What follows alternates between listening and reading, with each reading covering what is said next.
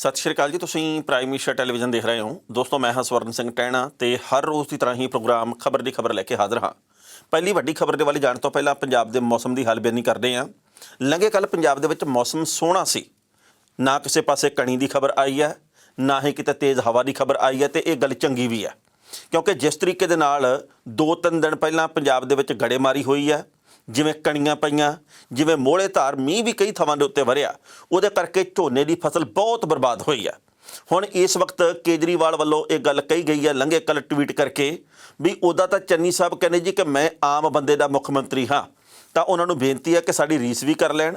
केजरीवाल ने कहा जी कि असी अपने सूबे दे विच कुदरत की करोपी दे करके प्रभावित होए किसानां नूं 50,000 रुपया हैक्टेयर मुआवजा देने का ऐलान करता तो पंजाब दे विच भी 50,000 रुपया एकड़ देने का ऐलान कर देण तां मन्नीए कि ये आम आदमी दे मुख मंत्री हैं।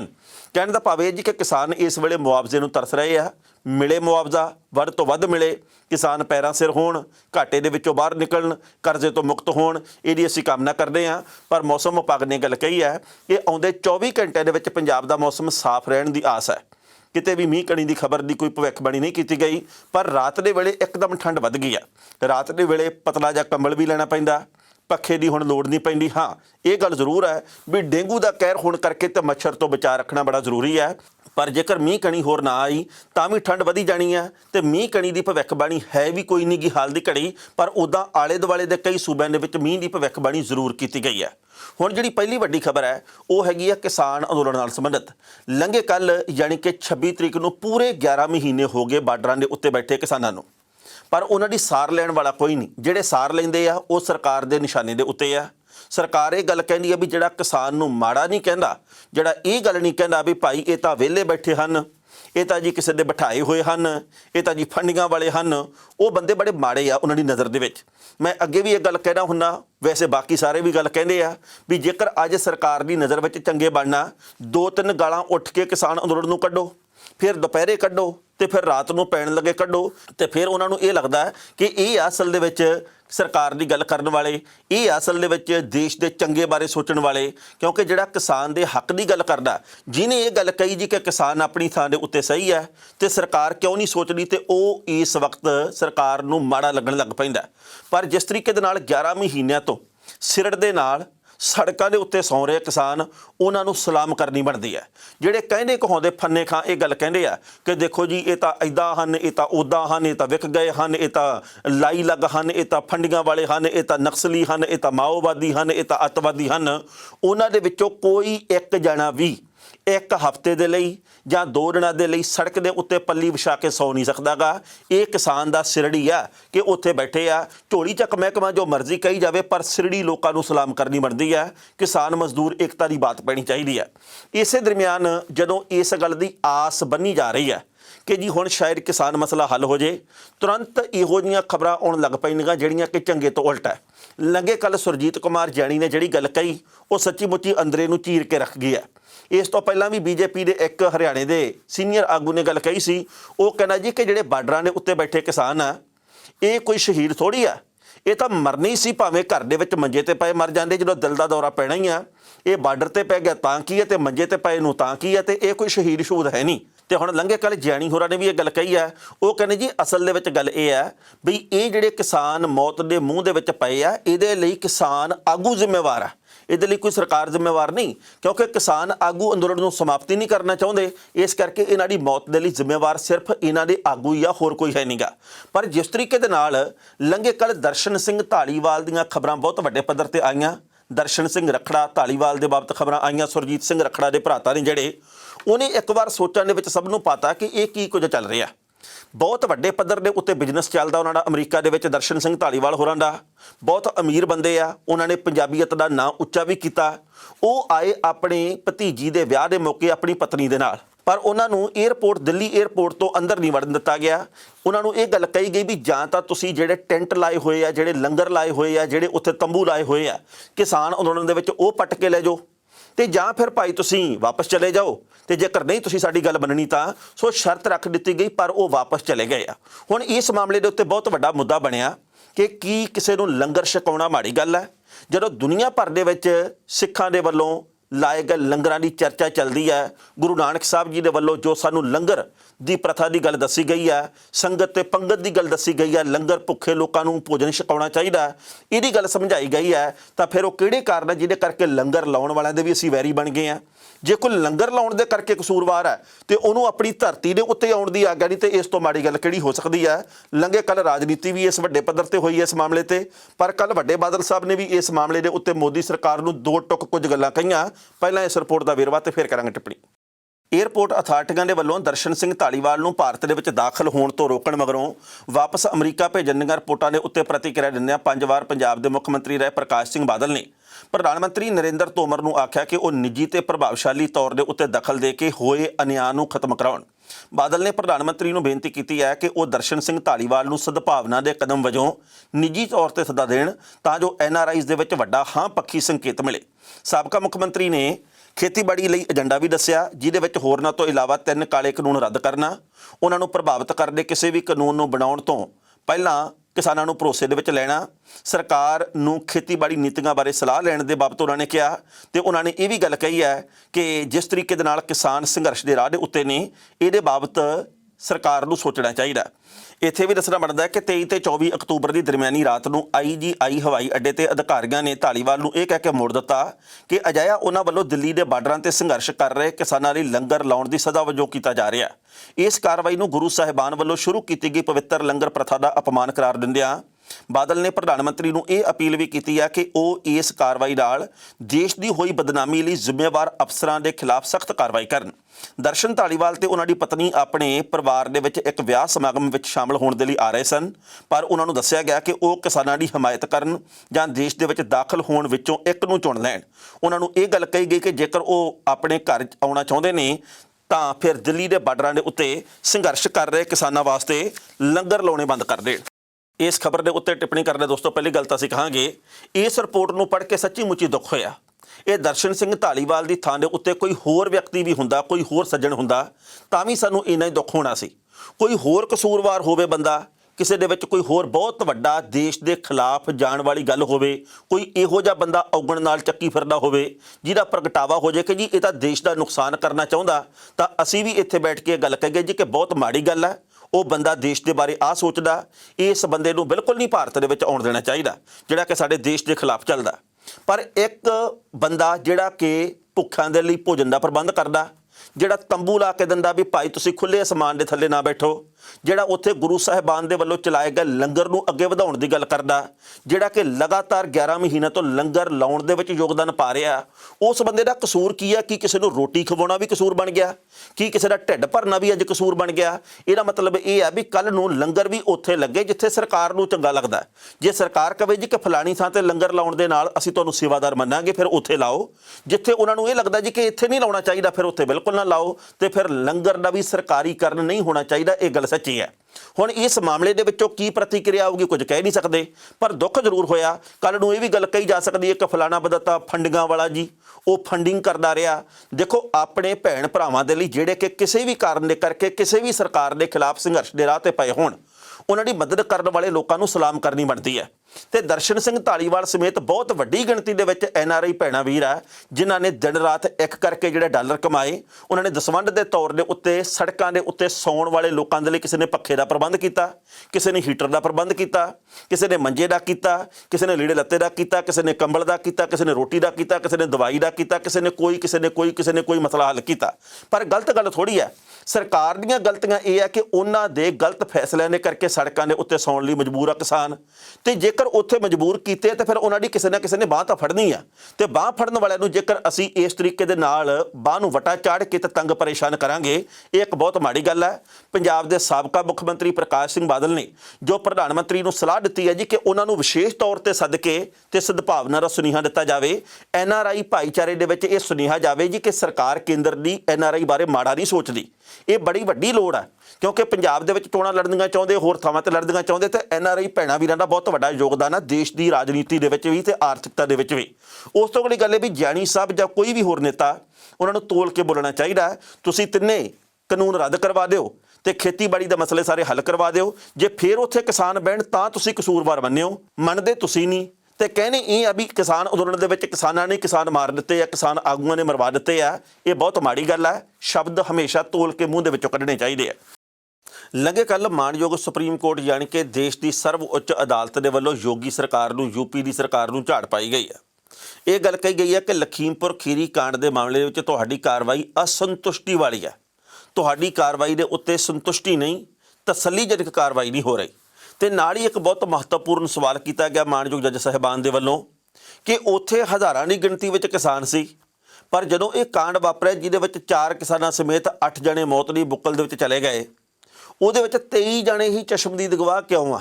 ਬਾਕੀ ਜਣੇ ਕਿੱਥੇ ਸੀ? ਇਹ ਤਾਂ ਕਾਫਲਾ ਇਕੱਠਾ ਜਾ ਰਿਹਾ ਸੀ, ਗੱਡੀ ਦਿਸ ਰਹੀ ਹੈ, ਉੱਤੇ ਲੋਕਾਂ ਨੇ ਚੜ੍ਹ ਗਈ ਹੈ ਜਾਂ ਚੜ੍ਹਾ ਦਿੱਤੀ ਗਈ ਹੈ। ਉਸ ਤੋਂ ਬਾਅਦ ਮੌਤਾਂ ਹੋਈਆਂ 4, ਤੇ ਤੁਸੀਂ ਇਹ ਗੱਲ ਕਹਿੰਦੇ ਆ ਵੀ 4 ਕਿਸਾਨ ਤੇ ਸਮੇਤ 8 ਜਣੇ ਕੁੱਲ ਆ, ਤੇ ਇਸ ਮਾਮਲੇ ਦੇ ਵਿੱਚ ਸਿਰਫ 23 ਜਣੇ ਗਵਾਹ ਚਸ਼ਮਦੀਦ ਆ। ਬਾਕੀ ਕਿੱਧਰ ਗਏ ਆ? ਤੁਸੀਂ ਉਹਨਾਂ ਨੂੰ ਗਵਾਹ ਬਣਾਉਣਾ ਨਹੀਂ ਸੀ ਚਾਹੁੰਦੇ ਜਾਂ ਕੋਈ ਬਣਨਾ ਨਹੀਂ ਸੀ ਚਾਹੁੰਦਾ? ਇਸ ਮਾਮਲੇ ਦੇ ਉੱਤੇ ਮੁਕੰਮਲ ਜਾਣਕਾਰੀ ਅਦਾਲਤ ਦੇ ਵਿੱਚ ਦਾਖਲ ਕੀਤੀ ਜਾਵੇ। ਬਹੁਤ ਮਹੱਤਵਪੂਰਨ ਇਹ ਗੱਲ ਹੈਗੀ ਆ। ਅਸੀਂ ਇਸ ਤੋਂ ਪਹਿਲਾਂ ਵੀ ਬੜੀ ਵਾਰ ਇਹ ਗੱਲ ਕਹੀ ਹੈ ਕਿ ਤਕੜੇ ਦਾ ਹਮੇਸ਼ਾ 37ਵੀਂ ਹੀ 100 ਹੁੰਦਾ, ਖਾਸ ਕਰਕੇ ਭਾਰਤ ਦੇ ਵਿੱਚ। ਮੈਂ ਹੈਰਾਨ ਹੋ ਗਿਆ ਇਸ ਗੱਲ ਦੇ ਉੱਤੇ ਵੀ ਆਸ਼ੀਸ਼ ਮਿਸ਼ਰਾ ਜਿਹੜਾ ਕਿ ਅਜੇ ਮਿਸ਼ਰਾ ਦਾ ਪੁੱਤ ਹੈ, ਜਿਹੜਾ ਕਿ ਕੇਂਦਰੀ ਗ੍ਰਹਿ ਰਾਜ ਮੰਤਰੀ ਦਾ ਪੁੱਤ ਹੈ, ਜਿਹਦੇ ਉੱਤੇ ਦੋਸ਼ ਲੱਗੇ ਜੀ ਕਿ ਉਹਨੇ ਗੱਡੀ ਐਂ ਚੜਵਾ ਦਿੱਤੀ ਹੈ ਕਿਸਾਨਾਂ ਦੇ ਉੱਤੇ, ਉਹਦੇ ਕਹਿੰਦੇ ਜੀ ਡੇਂਗੂ ਦੇ ਨਾਲ ਸੈੱਲ ਘਟ ਗਏ ਤੇ ਸੈੱਲ ਘਟਣ ਤੋਂ ਬਾਅਦ ਉਹਨੂੰ ਸਿੱਧਾ ਜੇਲ੍ਹ ਦੇ ਵਿੱਚੋਂ ਹਸਪਤਾਲ ਦੇ ਵਿੱਚ ਸ਼ਿਫਟ ਕਰ ਦਿੱਤਾ ਗਿਆ। ਇਹ ਕੋਈ ਨਵੀਂ ਗੱਲ ਨਹੀਂ ਹੈ ਸਾਡੇ ਲਈ, ਸਾਡੇ ਵਾਸਤੇ ਜਾਣਨਾ ਕੋਈ ਹੈਰਾਨ ਕਰਨ ਵਾਲੀ ਗੱਲ ਨਹੀਂ। ਜਦੋਂ ਵੀ ਕਿਸੇ ਤਕੜੇ ਬੰਦੇ ਨੂੰ, ਭਾਵੇਂ ਉਹ ਮੰਤਰੀ ਹੋਵੇ, ਭਾਵੇਂ ਅਧਿਕਾਰੀ ਹੋਵੇ, ਭਾਵੇਂ ਕੋਈ ਹੋਰ ਤਕੜਾ ਹੱਥ ਪੈਂਦਾ ਹੋਵੇ, ਪੈਸਾਪਤੀ ਹੋਵੇ ਜਿਹੜਾ, ਉਹ ਬੰਦੇ ਨੂੰ ਜਦੋਂ ਅਦਾਲਤ ਦੇ ਵੱਲੋਂ ਕੋਈ ਸਜ਼ਾ ਸੁਣਾਈ ਜਾਂਦੀ ਹੈ, ਸਭ ਤੋਂ ਪਹਿਲਾਂ ਉਹ ਇੱਕੋ ਗੱਲ ਕਹਿਣਾ ਜੀ ਮੇਰੀ ਛਾਤੀ 'ਚ ਦਰਦ ਹੋਇਆ, ਮੈਨੂੰ ਤਰੇਲੀ ਜੀ ਆਈ ਆ, ਲੱਗਦਾ ਜੀ ਕਿ ਮੈਨੂੰ ਹਾਰਟ ਅਟੈਕ ਦੀ ਕੋਈ ਸੰਕੇਤ ਮਿਲੇ ਆ, ਮੈਨੂੰ ਛੇਤੀ ਹਸਪਤਾਲ ਲੈ ਚੱਲੋ। ਕਿਉਂਕਿ ਜੇਲ੍ਹ ਦੇ ਵਿੱਚ ਉਹ ਮੀਟਿੰਗਾਂ ਨਹੀਂ ਹੋ ਸਕਦੀਆਂ ਜਿਹੜੀਆਂ ਹਸਪਤਾਲ ਦੇ ਬੈੱਡ ਦੇ ਉੱਤੇ ਬਹਿ ਕੇ ਹੋ ਸਕਦੀਆਂ।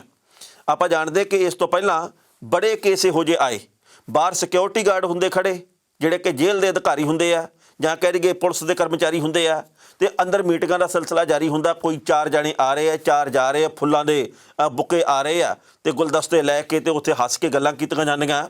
ਇਹੋ ਜਿਹੀਆਂ ਖਬਰਾਂ ਬਹੁਤ ਵਾਰ ਆਈਆਂ। ਸੋ ਮੈਨੂੰ ਹੈਰਾਨੀ ਇਸ ਗੱਲ ਦੇ ਉੱਤੇ ਹੋਈ ਆ ਕਿ ਆਸ਼ੀਸ਼ ਆ ਜਿਹੜਾ, ਉਹਦੇ ਡੇਂਗੂ ਇੰਨੀ ਦੇਰ ਬਾਅਦ ਕਿਉਂ ਹੋਇਆ?